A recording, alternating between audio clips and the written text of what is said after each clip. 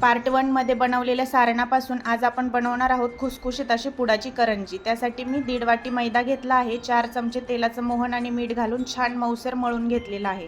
त्यानंतर कॉर्नफ्लोअर आणि तुपाचा साठा बनवून घेतलेला आहे। तयार केलेल्या पिठाचे 3 समान उंडे करून अशा पद्धतीने लाटून घेतलेले आहेत। त्यानंतर प्रत्येक पोळीवरती साठा भरून त्याचा असा रोल करून घेतलेला आहे।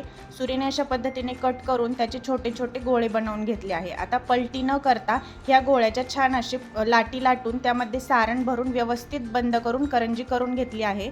साच्यामध्येही तुम्ही ती करू शकता।